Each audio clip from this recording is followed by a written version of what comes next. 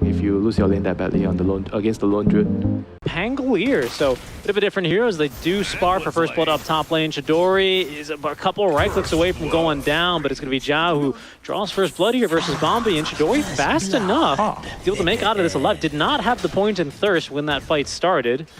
So a bit lucky to get out alive, honestly. The pitiful attack range of the Bat Rider doing him a big service there. Yeah, just managing to get that space. Does get a salve off as well, so he's going to be able to stay in that lane. And overall, I mean, that kind of kill, after we were expecting this to go a little bit better for Xerxia, it does take a few levels. In the first few levels, I mean, you can kind of harass out pretty well on SMG and just try to sustain. So we're seeing that in play. I think back to the bot lane where, you know, we kind of took a glimpse just a little bit on Young God and Masaros. Like, this lane is probably the one lane that isn't going to be pressured on Xerxia. You should be fairly free to farm on your sniper. At the same time, Masaros shouldn't be too bad off here. Right. Like, as a Pango, 5 branches plus your Ring of Health, it's a lot of HP, decent damage. You're, again, usually with a techies lane, you want to be aggressive. It's just gap closing onto sniper field's difficult, and they don't have the sentries. I believe they were taken away by Teehee, so you can't really hunt down the bounty hunter either. Yeah, mid lane's going pretty well as well for mid one. On the bear, able to tank quite a bit and use 2 units, right, along with your phenomenal damage now on the base hero, to be able to really do well here in terms of CS. 7 denies already, so we might end up actually starting to see a little bit of a level discrepancy start playing out. Teehee's not going to forget this. Jaja. They still have vision on him. Last auto attack is going to go to the Spirit Bear. And it's mid one who tends to become that win condition. The lone druid in this game can be that condition as they get their entangling claws off. They do. They've got a sentry as well on the high ground, continuing to chase. Bear still has plenty of vision. Josh right now just out of roll. Still hit him. Still hit him. Okay.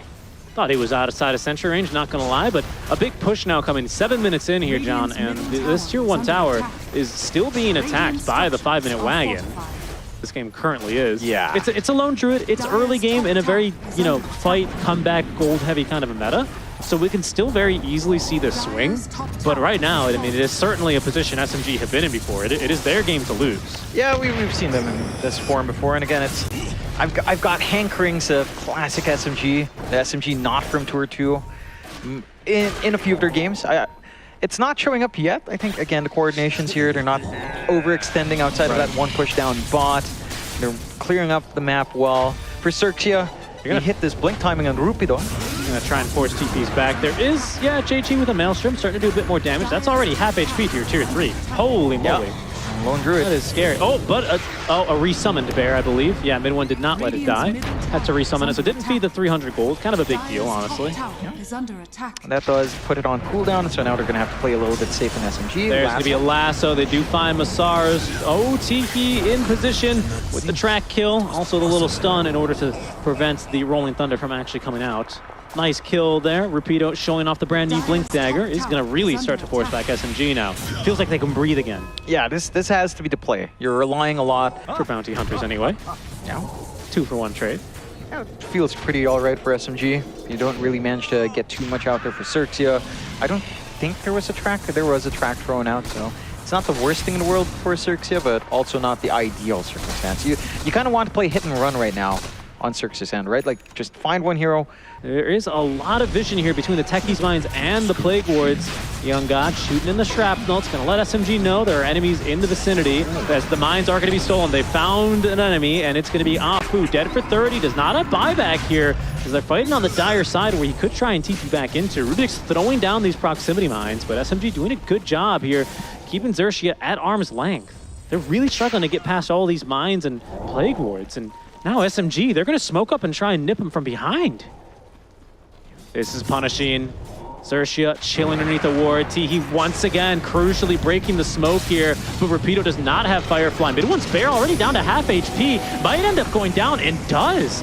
Young God with a 300 gold bounty there for that. Have they let him still Rolling Thunder? They have a second time, but Chidori with the BKB right onto Young God here. A bonk, and down he goes, killed in the river alongside the bear of Young God. So Rapido able to at least fly over the cliff. They managed to find Teehee as well as Chidori fighting versus 2, maybe bit off a bit more than he could chew. Is going to end up dropping. Masaros picks up at least the Rubik his third kill of this engagement as the Techies mine awaits JG out of the sleight of fist. He will fall. Rapido managing to TP away. They find that pick off, which makes SMG aware that they're in the area, and they just flank around. They get their own smoke out, and they just get the flank. It's a little bit unfortunate. Stuff like flame breaking forward actually brought the pair a little bit closer. I forgot. It's daytime. It goes. There goes Roshan switching off. He does.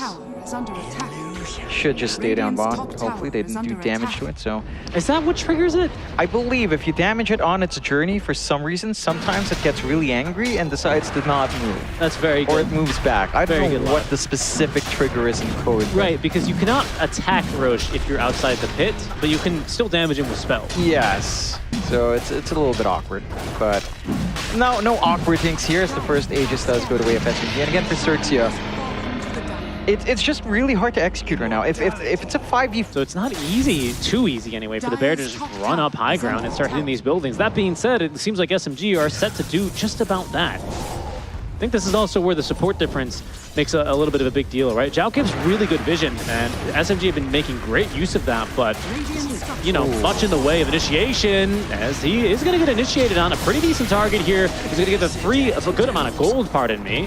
He does get popped here with the track bonus gold. Teehee now in a bit of trouble, got a little bit too close to the bear, and finds out that its bark is worse than its bite. Or its bite is worse than its bark, really.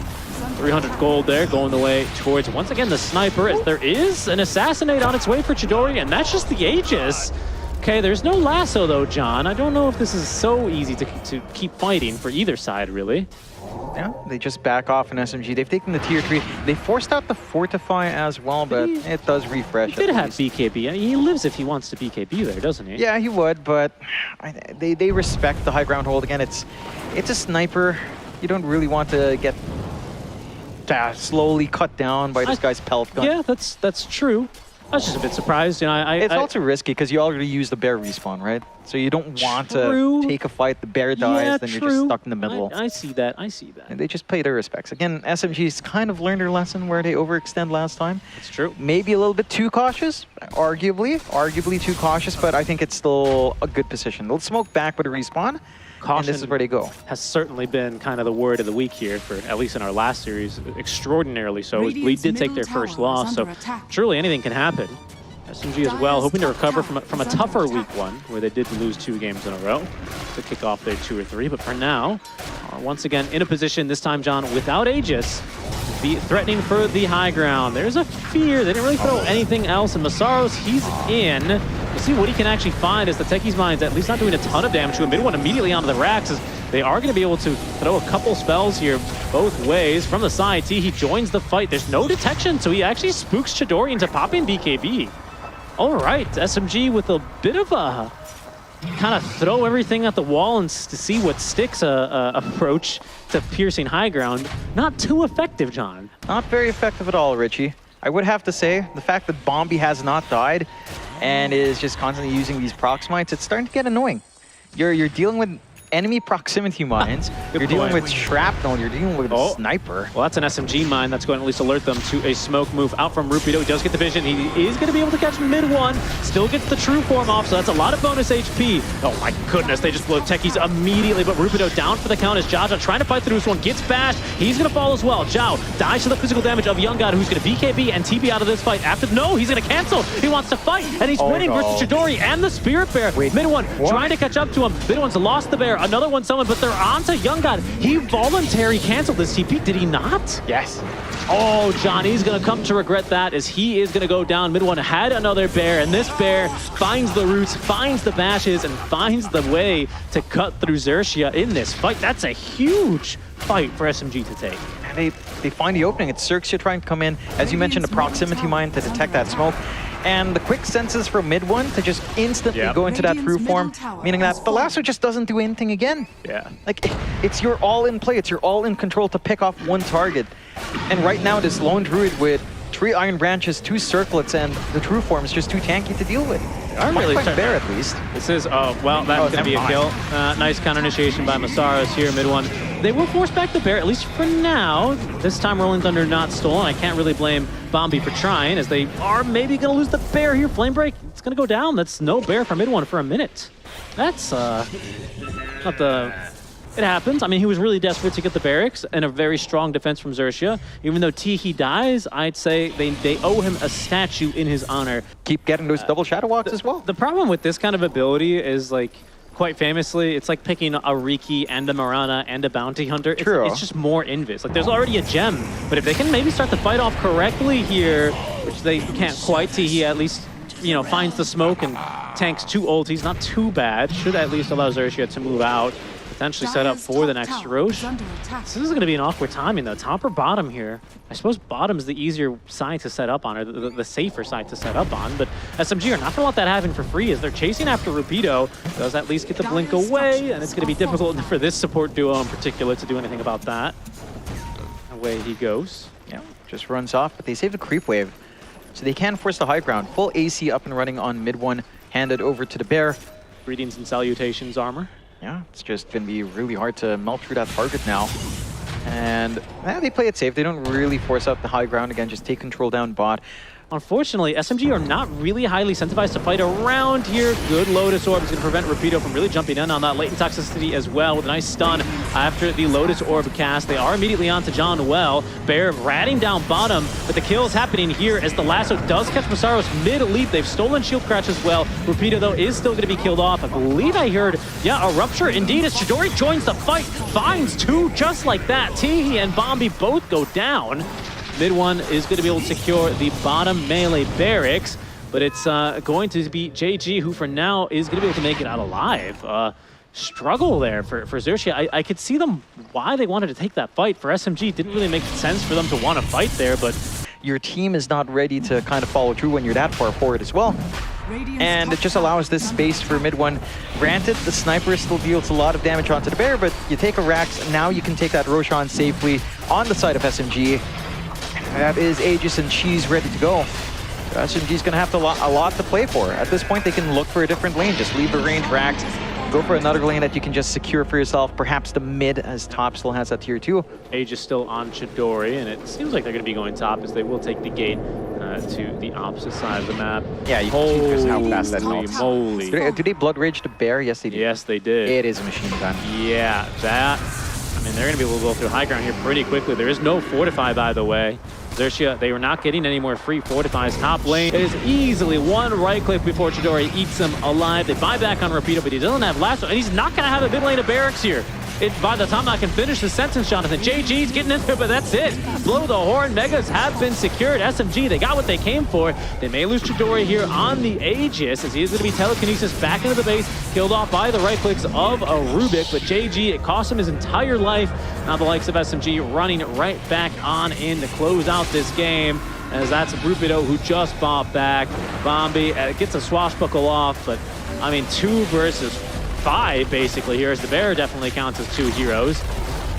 And mid one, he's out of this game. SMG, they've always looked at their best, John, when they played tempo on mid one specifically. Now this lone druid is going to be able to lead SMG into a victory here in game number 1 versus Xerxia. And they played sharp. They're still trying to defend, but there's no way, Jonathan. Come on, Jonathan. GG is called. Throne will fall. SMG take game 1. Yeah, they look sharp, right? They play around his tempo really well. Xerxia, there were a couple of things that probably could have done better, right? Like, you force out this lane of Ember Spirit versus Lone Druid, and it just doesn't feel good for J&G. You get these rotations out early, sure, you're enabling Rapido, you're slowing down Chidori, but he's still able to farm. He's able to recover.